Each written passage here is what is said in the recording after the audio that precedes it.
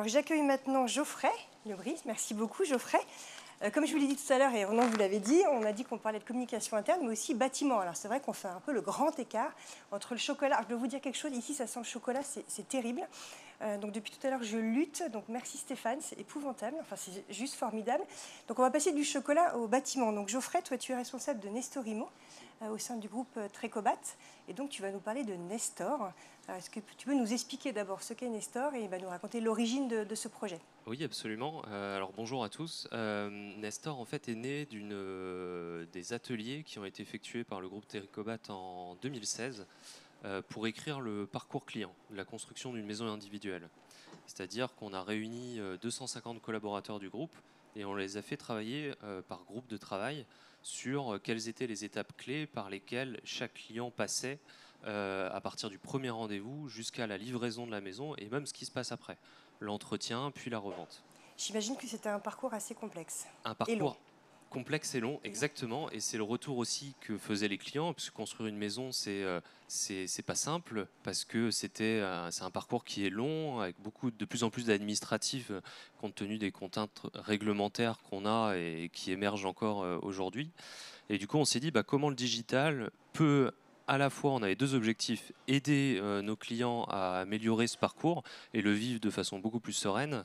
Et la deuxième chose aussi, c'était comment on pouvait décharger nos collaborateurs de certaines tâches sans forcément trop de plus-value pour qu'ils se concentrent justement sur l'amélioration de la relation client pour accompagner au mieux leurs clients, quoi. On revient vraiment sur l'équilibre dont on vient de parler à l'instant entre les clients d'un côté et les collaborateurs de l'autre. Exactement, c'était l'exercice donc que l'on continue évidemment tous les jours. Donc, et Nestor est né, donc qui est une application qu'on met à disposition de tous les porteurs de projets et qui accompagne vraiment du premier rendez-vous jusqu'à la livraison et même après, puisque après, grâce à Nestor, il pilote les équipements connectés de la maison. Et c'est une appli donc mobile, web, une plateforme web, sur laquelle on a une vingtaine de fonctionnalités qui permet de récupérer les documents du projet. Donc plus obligé de se trimballer avec la pile de dossiers, avec mes 40 versions de plans et tous mes documents du permis. Là, Nestor centralise tout, donc ils peuvent le partager directement. Ils signent leurs documents directement sur Nestor.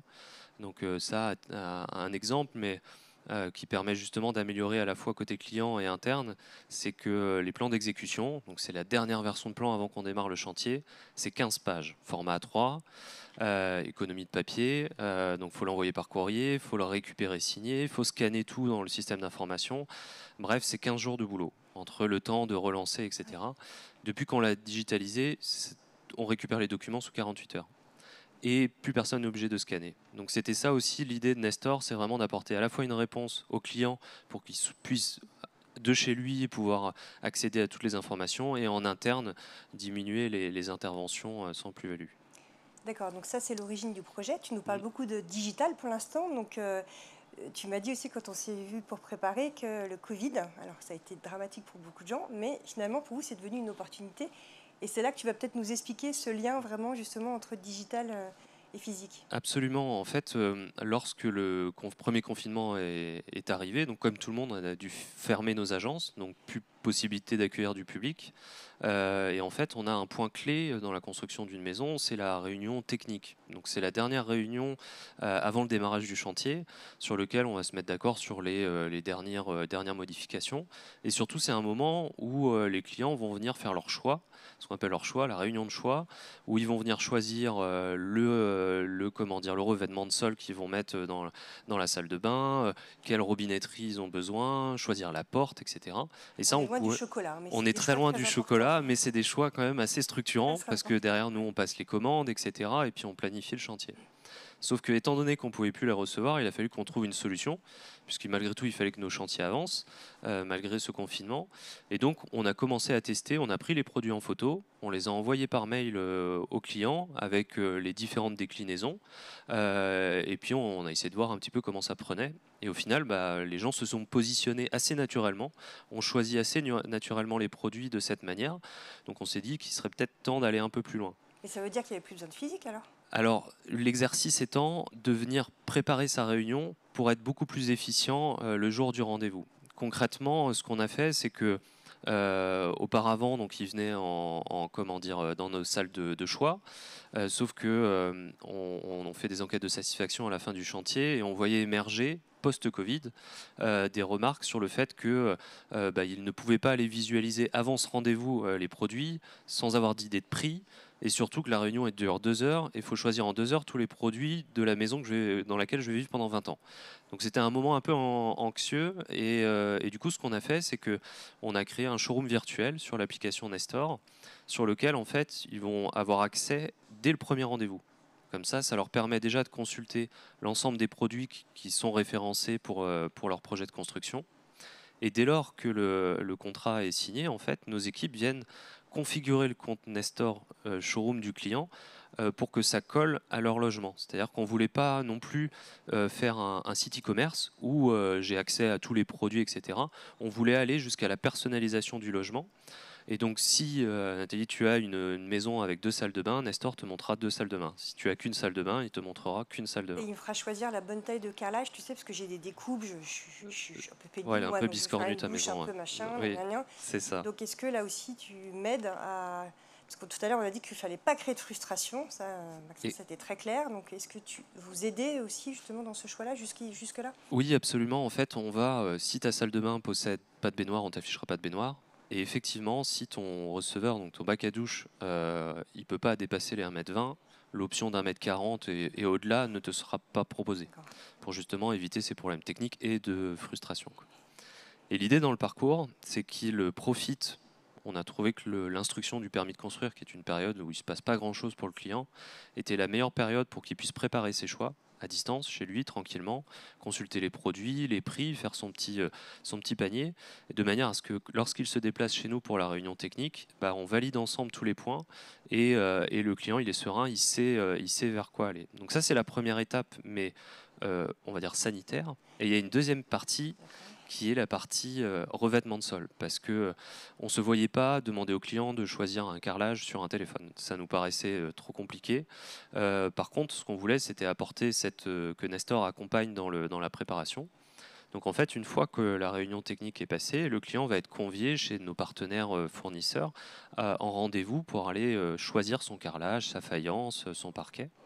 Mais du coup, pour utiliser le digital, en fait, on leur a préparé sur Nestor des thèmes, des tendances qu'ils vont pouvoir présélectionner de manière à ce que lorsqu'ils se déplacent en rendez-vous, c'est déjà ciblé. Ils savent vers quoi aller plutôt que d'aller dans une boutique qui est très vaste, sur lequel on va passer du temps à trouver ce qui nous correspond. Là, ils vont pouvoir préparer leur rendez-vous et ça va être beaucoup plus efficace.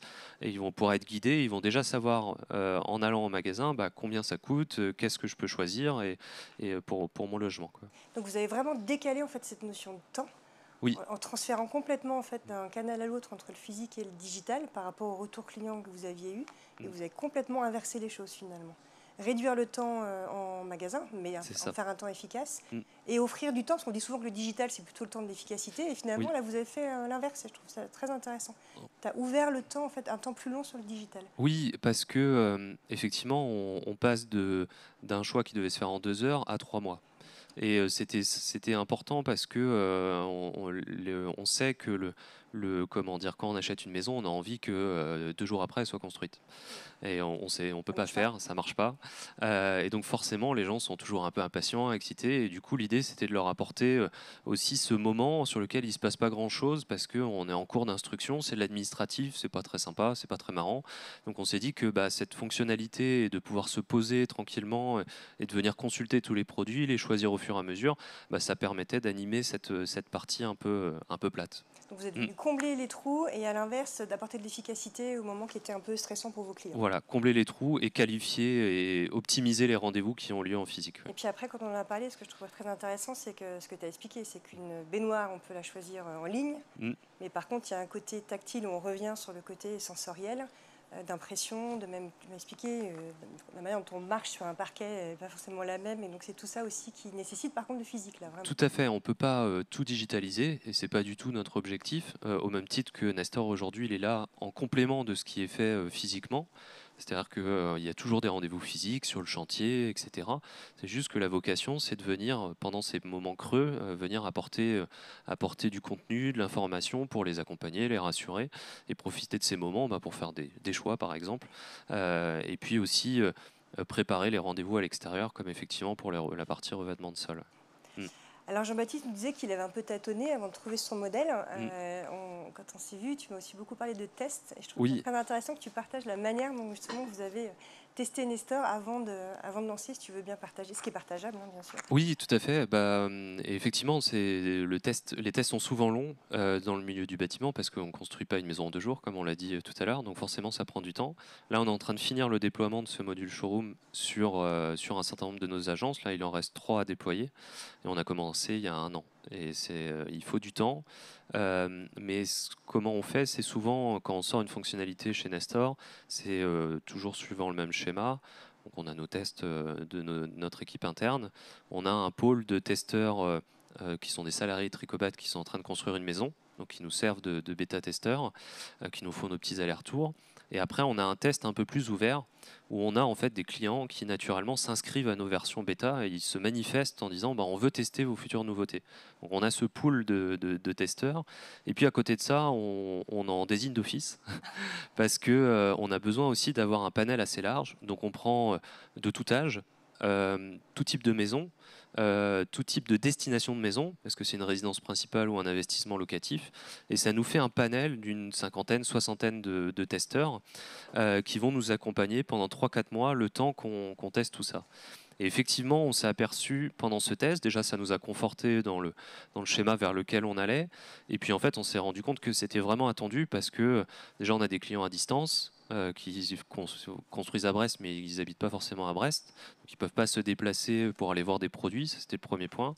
Et puis en fonction des métiers, on a un exemple que je peux donner qui nous avait vraiment conforté, c'est qu'on avait un couple qui construisait une maison sur Brest, donc on est proche d'une zone de la Marine nationale ici, donc lui était en déplacement, en mission, et donc forcément il ne pouvait pas être là au rendez-vous, madame était là, et en fait ils ont fait à distance leur choix sur Nestor, donc lui de son côté, elle aussi, et ils se sont appelés pour confirmer tout ça. Donc, Nestor évite aussi les bagarres de couple. Les problèmes conjugaux, absolument. Absolument. C'est génial. Donc c'est assez. On a plein de petites anecdotes comme ça de testeurs qui nous ont montré. Puis ensuite, on déploie agence par agence les différents. Donc on a commencé en janvier de cette année. Et puis voilà, on déploie les dernières agences là aujourd'hui. Accueil de vos équipes. Accueil de nos équipes, comment dire, très intéressante parce qu'effectivement ils ont vu le gain que ça leur apportait. Ce qui est important, c'est qu'effectivement ils passaient 2 heures avec les clients à faire leur choix. Là, on passe plus que 20-30 minutes parce que les clients ils savent ce qu'ils veulent, ils viennent juste jeter un coup d'œil, se conforter. Et puis aussi, techniquement derrière, Nestor il génère l'avenant de choix tout seul, donc ça aussi ça évite de retaper tout l'avenant, donc voilà, c'est tout un gain de temps pour les équipes qui est vraiment apprécié. Le conducteur de travaux il arrive lors de sa réunion technique, le client il sort son téléphone, il sait exactement ce qui est choisi. Voilà, on a clarifié un peu tous ces points un peu compliqués parfois, et c'est un accueil plutôt satisfaisant en agence. Super. Alors j'ai quelques questions du public, pour toi aussi Geoffrey. La première, c'est est-ce que ton dispositif a permis de développer les ventes concrètement? Est-ce que c'était l'objectif déjà? Est-ce que du coup il y a un impact? Alors l'objectif premier, développer les ventes, alors si on peut le faire, oui évidemment, c'est intéressant. C'est difficile à mesurer, surtout dans une période post-Covid où le marché a complètement explosé. Donc qualifier si Nestor a permis d'accélérer les ventes, je l'espère. En tout cas, c'est difficile à monitorer. Mais en tout cas, la satisfaction et l'accompagnement est beaucoup plus palpable. On sent que c'est un point qui a été vraiment, qui nous a vraiment aidé sur ce focus-là. Alors, petite question aussi. Tu nous as parlé de Nestor, on a parlé de Tricobat. Et pour autant, tu es responsable d'une structure qui s'appelle Nestorimo. Tout à fait. Pourquoi avoir créé une structure spécifique? Et du coup, ça rejoint une question qui était aussi posée par le public sur les perspectives ouvertes pour Nestor. Oui, en fait, Nestor a été, on va dire, incubé chez Tricobat. Et en 2018, on a créé une société, donc une société Nestor Imo, qui est indépendante du groupe, et cette société a pour vocation de mettre à disposition d'autres constructeurs et de promoteurs, parce qu'on travaille sur la promotion immobilière, ces solutions partout en France. Donc on a démarré cette année l'ouverture de Nestor à d'autres constructeurs. Donc on est présent en Alsace maintenant, en Rhône-Alpes, et donc ça se déploie progressivement. Donc Nestor a cette vocation-là, hein, de à la fois développer des solutions logicielles, la société Nestor Imo, auprès de constructeurs et de promoteurs, pour améliorer le parcours et donc le déployer à d'autres. Et puis on se développe aussi, ça c'est un deuxième sujet, dans les résidences services seniors.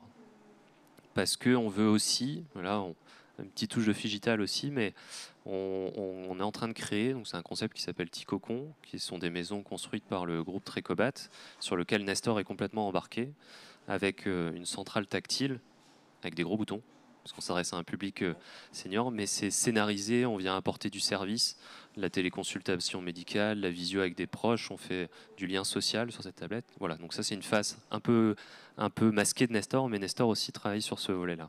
D'accord. S'ouvrir aux concurrents, c'est pas grave? Comment? S'ouvrir aux concurrents, c'est pas grave? Non, non, non, non, on est sur un milieu du bâtiment qui, malgré son envie de se digitaliser, est quand même très en retard par rapport au secteurs comme l'automobile, l'aéronautique, etc.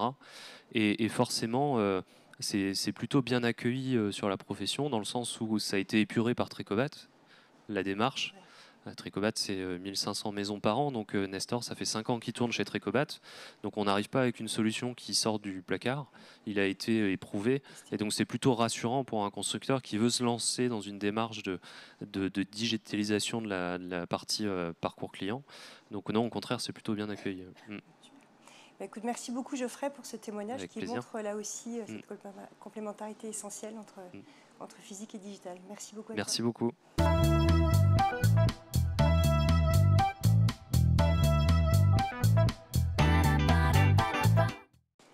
Alors Maxence me rejoint pour conclure cette matinée. Maxence, moi j'ai quelque chose qui m'a vraiment marqué quand tu as pris la parole, parce qu'en plus ça me parle moi à titre personnel, c'est cette notion de homme et femme émotionnels. Et en plus je le disais, ça sent très bon le chocolat ici, c'est terrible. Et en fait voilà, j'ai envie de te challenger un peu là-dessus. Pour moi, ce que j'ai retenu, voilà, le Figital, c'est pour nous hommes et femmes émotionnels. Est-ce qu'effectivement c'est ça que tu veux passer comme message à tout le monde? Et comment aller encore plus loin pour travailler ce volet émotion? Parce qu'on tu as parlé de données sur le cerveau, j'ai pas retenu le nom de je sais pas quoi. La nociceptine. La nociceptine. Pourtant nocif, je m'étais dit nocif, nociceptine. On voit bien qu'il se passe beaucoup de choses là-dedans, là dans nos têtes. C'est quoi justement les prochaines étapes pour toi autour de cette notion de hommes et femmes émotionnels? En fait, on reste des êtres humains biologiques qu'on achète sur Internet ou qu'on achète dans le monde physique. Et le commerce physique a l'énorme force d'exploiter beaucoup mieux et beaucoup plus facilement le potentiel biologique qu'on a.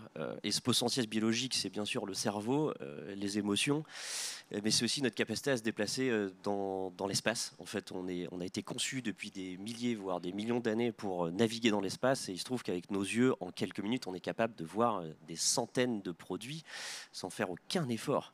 Alors que sur Internet, en fait, c'est pas forcément les yeux qui cherchent, c'est le cerveau, puisqu'on met des mots-clés. Et après, on tourne des pages avec une manivelle et puis on descend, on descend, on descend. Donc en fait, paradoxalement, on fait plus d'efforts pour naviguer sur Internet que quand on est en magasin et quand on fait de la découverte. Et c'est pour ça qu'il y a autant de pure players qui sont en train de basculer dans le digital, dans le physique, n'importe quoi. Le Figital. Ah oui, c'est un mot qui est encore un peu compliqué à prononcer. Ouais, c'est un phénomène qui est vraiment intéressant. Alors, je me suis amusé à faire une petite liste là, en attendant, pour donner un petit peu un ordre d'idée du nombre de pure players qui sont déjà passés. Alors, elle est loin d'être exhaustive, mais c'est des marques connues. Cézanne est passé du côté du commerce physique. Bonne Gueule est passé du côté du commerce physique. Cabaya. Ah, les bonnets, les pompons, etc. Je crois que le patron se fait appeler le roi des pompons. Fago aussi, c'est une marque de fringues. Alors en Belgique, Zoli 99, c'est du mobilier, de la déco, ils sont passés dans le commerce physique. Okara, c'est de la montre, ils font quand même 20 millions d'euros de chiffre d'affaires en ligne, ils sont passés au commerce physique. Alors j'en ai noté tout plein d'autres, Moto Blues, Alltrix, Basket for Baller, Projet X Paris. Moncanapé.com, Bolia, c'est suédois, en fait. On est vraiment qu'au début. Jimmy Fairly, les lunettes. Fitness Boutique, ils en ont déjà presque 92. Mister Menuiserie. Donc effectivement, c'est un phénomène qui ne va faire que s'amplifier. Et il est un petit peu intéressant à analyser alors de deux points de vue, du point de vue des commerçants physiques historiques traditionnels, mais aussi du point de vue des pure players. Parce que l'un comme l'autre, ce sont des entreprises qui ont des produits à vendre, avec des stratégies qui sont juste un peu différentes, hein. Le pure player, sa stratégie, elle est physique et un petit peu contrainte par les mètres carrés. Le pure player, lui, va chercher à être le meilleur. Amazon, quand ils se sont créés, ils se sont dit, je vais avoir tous les livres du monde. Voilà. Donc la stratégie est juste un petit peu différente. Et pourquoi, au final, les pure players, ils ouvrent 30 points de vente? C'est ça la vraie question. Depuis 15 ans que j'analyse des retailers historiques qui passent au digital et l'inverse depuis 2-3 ans des pure players qui passent au monde physique. Ce que j'ai constaté, c'est que les pure players y arrivent mieux. C'est très paradoxal. Et j'étais moi-même le premier surpris. Et comment tu l'expliques alors? Les pure players y arrivent mieux. Alors comment je l'explique? Alors je pense qu'on continuera de nos apprentissages là-dedans, mais on en revient à l'humain émotionnel. Quand on est retailer historique, on a un poids culturel, on a des biais cognitifs. Quand on est vendeur et qu'on en a passé sa vie à vendre des produits que les gens viennent chercher, qui touchent et qui repartent avec, notre cerveau pourrait nous induire en erreur et nous dire les gens viennent avant tout pour chercher des produits et repartir avec. Ils ne viennent pas pour aller sur des bancs. Alors qu'au final, ils achètent sur Internet. Donc la démarche est la même. Mais ce sont des biais cognitifs et un sujet de mindset, de philosophie, de stratégie d'entreprise. Mais en magasin, on pense qu'en fait, il faut offrir le choix, mais pas trop non plus. Et donc, on a peur en fait d'avoir trop de références dans son catalogue. Alors qu'en fait, le client, inconsciemment, c'est ce qu'il cherche. Donc il y a un vrai sujet de culture dans ce que tu dis. Comme il y a eu beaucoup de travail sur la culture client à une époque et amené à travailler sur l'expérience client, tu es en train de nous dire qu'il y a une culture du digital à développer partout finalement dans les entreprises. Il y a une énorme culture et cette culture, elle est à la fois à développer chez les retailers historiques, ce qui est très difficile parce qu'il y a un poids historique, il y a une résistance au changement et ça s'accompagne. Et c'est pas juste une formation qui va suffire. C'est du coaching, c'est de la régularité. C'est vraiment, ça va être un changement. C'est un très très gros virage. Passer du commerce traditionnel au digital, c'est pas juste je mets des bornes et des tablettes en magasin. Non, c'est pas ça marche pas. Et l'inverse, c'est vrai pour les pure players qui s'y mettent. C'est-à-dire, ce qui se dit, c'est le retail, c'est pas mon métier. Je vais faire confiance à des gens dont c'est le métier. Et moi, je vais rajouter mon petit écran comme ça à la fin. Et souvent, ce qu'on voit, c'est des pure players qui mettent leur site web sur des bornes. Et là encore, en fait, c'est pas ça qu'il faut faire. Et c'est d'ailleurs celui dont je parlais tout à l'heure qui fait 1 million d'euros de chiffre d'affaires sur des bornes. Ils ont commencé comme ça pendant 4 ans. Ils se sont rendus compte que ça marchait pas. Et ils ont complètement changé de philosophie. Et c'est comme ça qu'ils ont réussi à vraiment cranter, quoi. Ok, donc on voit qu'il y a de la culture, de l'humain, du test. Et il faut y aller, quoi. Bah oui, pour le coup, il faut y aller parce que de toute façon, ça évoluera comme ça. La nature n'aime pas le vide.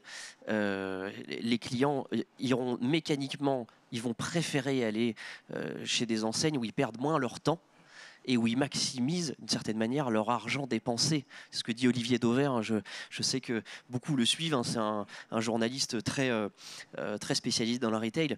Mais c'est aussi bête que ça. Quand je me déplace en magasin, c'est un effort.